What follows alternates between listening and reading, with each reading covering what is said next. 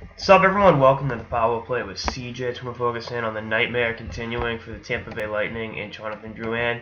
As 5 weeks after he removed himself from the Syracuse Crunch, the Lightning have found, if not moved him, he's, I think, home in Quebec skating with the junior team, and the trade deadline is 4 days away. So, kind of a perfect or imperfect storm going on for the former number 3 pick in the draft, but I look at it from Steve Eisman's perspective. If he's got to drag it on until the offseason, what does he give a shit? He doesn't owe Drouin anything, and any team that trades for Drouin now, he's not going to be a factor down the stretch for. He hasn't played a game in 5 weeks. He hasn't played a game. I think January 20th when he pulled himself out of the lineup.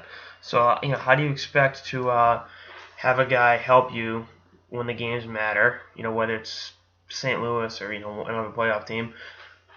With a guy that's, rusty, to put it bluntly. And then, I think a team like Ottawa, Vancouver, Winnipeg that's trading for him for the future, I think makes a little more sense in this circumstance. But, my thing, if I'm a team that's trading for him, if you pull this hissy fit with Tampa, who's to say he doesn't pull it with your team, And I think, when you're number 3 pick, I guess you expect more of an opportunity at the NHL level, but Tampa is such a good team that, you got to work for it. And at age 20, this entitlement is like, really, dude? Really? Steve Yzerman and John Cooper owe you something?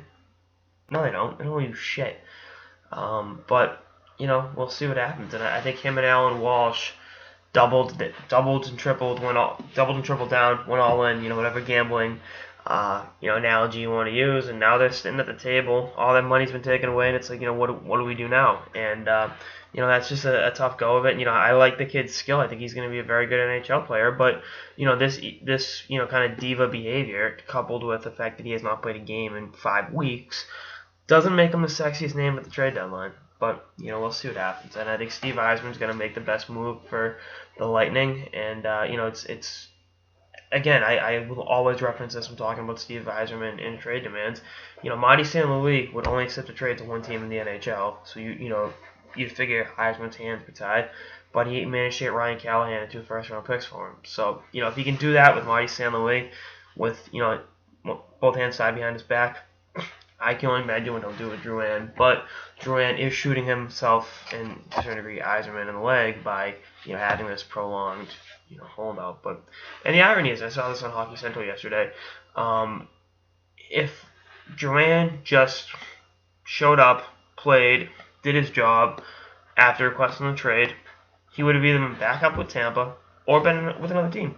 But this, removing yourself from the lineup is, just a tough situation. But we'll see how it all shakes up. Anyway, that's all I got. This episode of the Power Play with CJ. Stay tuned for more episodes throughout the season and beyond. Later, guys.